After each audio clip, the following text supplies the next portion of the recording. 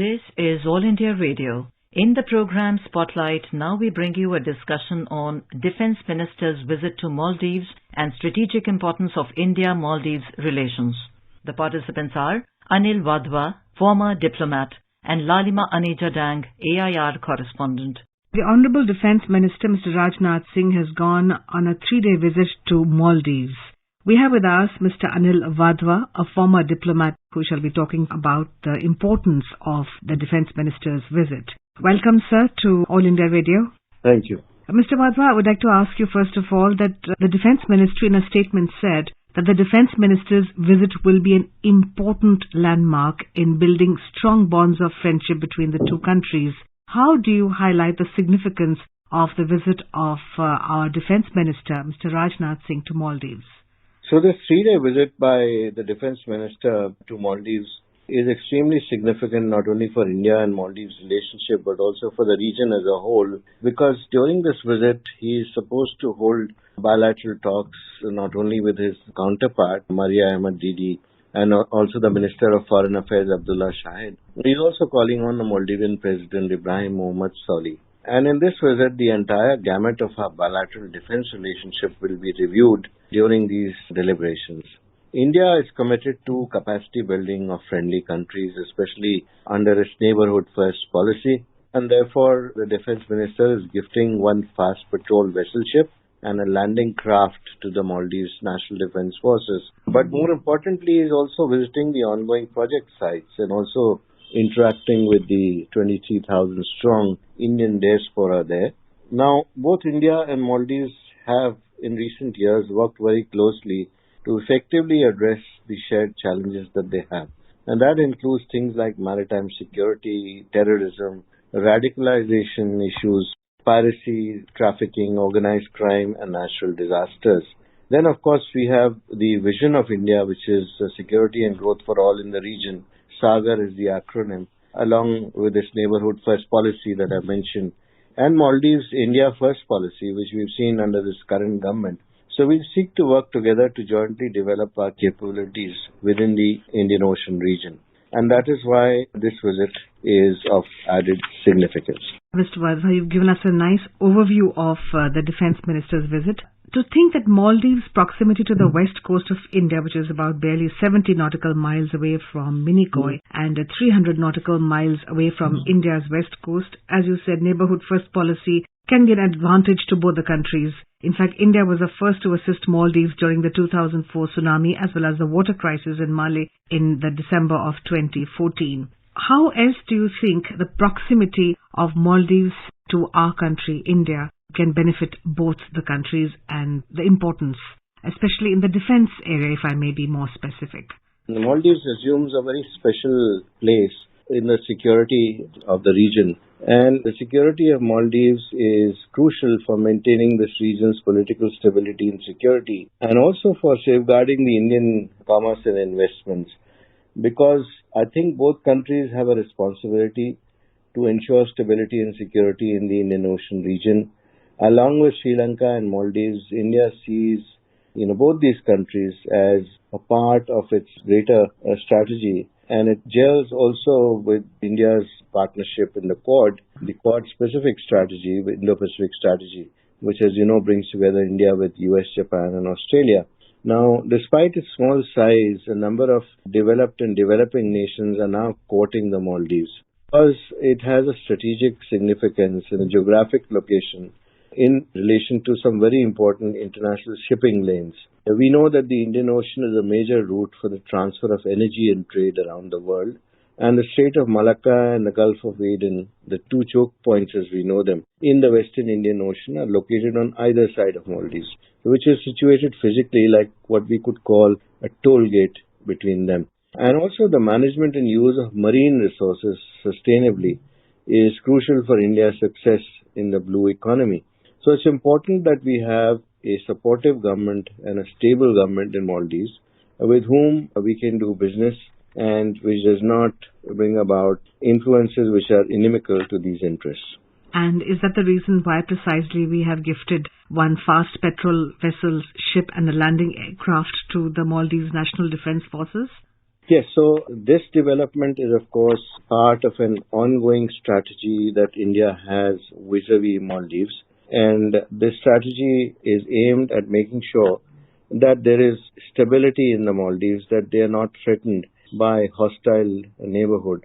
If you remember, in November of 1988, there were about 80 armed militants of the People's Liberation Organization of Tamil Eelam landed in Maldives along with local defector allies who had infiltrated the country and then began a coup d'etat. And of course, this plot was planned by Sri Lanka, by the Tamil nationalists, and was an attempt by a Maldivian businessman and a politician opposed to the regime of the day, led by Abdul Gayoom, to gain control. So the coup was a result of the spillover from the civil war happening in Sri Lanka. But India very effectively intervened even after the insurgents took control of the airport in Malé. And because Gayoom, who fled, asked for military aid from India on the 3rd of November. So India has responded by sending 1,600 troops in a military operation. If you remember, it was codenamed Operation Cactus. Within 12 hours of the request, the coup attempt was squashed and full control was obtained within the country. And India's intervention was also endorsed by other nations such as the US, the Soviet Union, United Kingdom, and its neighbors Nepal and Bangladesh. So we've always had the security of Maldives as paramount. And now there's an added stress which has arisen because Maldives has become attractive for terrorist organizations like Islamic State, Pakistan-based madrasas and jihadist groups. And we saw a phase where Islamic radicalism was on the rise on the island nation for a number of reasons, chiefly amongst them being political instability and socio-economic uncertainty. Now, of course, this raises the risk that terrorist organizations with a base in Pakistan could use distant Maldivian islands as a jumping-off point for strikes against India and Indian interests. And therefore, political stability in the region and in Maldives is extremely important from India's point of view. You talked about Sri Lanka. We found that Sri Lanka has been kind of a victim of Chinese influence as far as debt trap diplomacy is concerned. Are we trying to ensure that we encourage the economics of the Maldives economy so that the Chinese influence on the third world countries of the typical debt trap diplomacy doesn't touch Maldives and we fill the gap?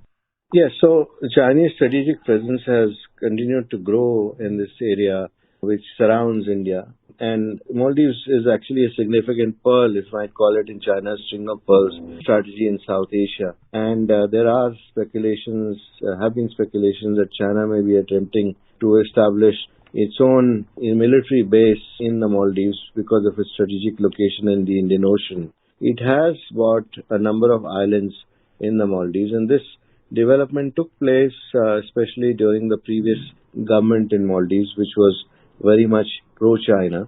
But the relations between India and Maldives are essential for the stability of the Indo-Pacific and its maritime security, and therefore India is wary of these developments. There was also a move by the Chinese to establish a listening post in the form of an observatory in Maldives during the previous government, and the project was shelved by the current government. So obviously there is continued attempts by the Chinese to establish an influence there, and we will continue to see that happening going forward. So it is up to India and Maldives to work out arrangements by which they stand on their own feet economically and at the same time have the capability through India's help to deter any kind of external interference in their security relationships. Right. Mr. Wadhwa, tourism is one of the major sources of income for Maldives. It's a very beautiful country. When it comes to soft diplomacy, are we also trying to ensure that they are economically strong? And this kind of a visit, as you said, we have about 23,000 Indians there, and the defense minister is likely to interact with the Indian diaspora.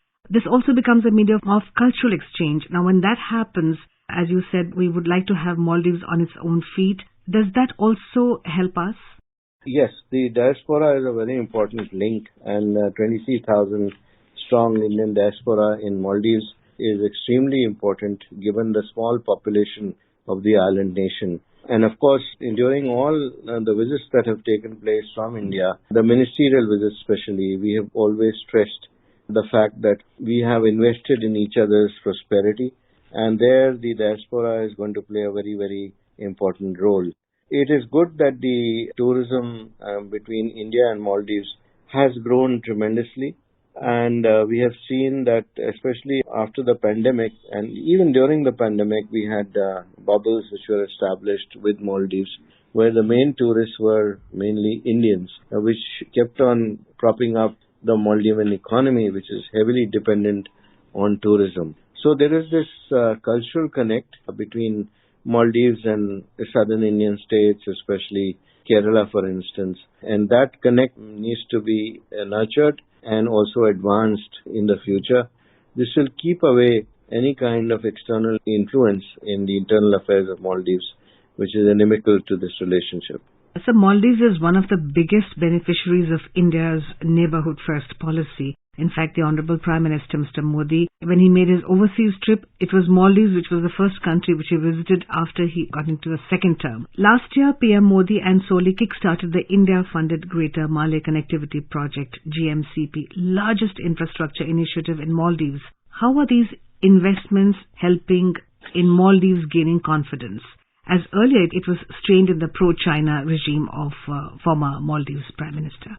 Yes, so I think economic assistance to Maldives is very much an important factor in this relationship today. As you know, during the previous regime, there was a big debt which was owed to China because of the reckless policies of the previous government, which gave in to the opaque projects which were put forward by the Chinese government at that point in time. And then we saw a situation in Maldives where the new government was faced with paying for this debt at the cost of any kind of development in the island country. Fortunately, India stepped forward and through its grants and also its loans to Maldives has bailed the country out. Maldives is doing pretty well at the moment because of this input, and at the same time it requires important infrastructure and connectivity projects.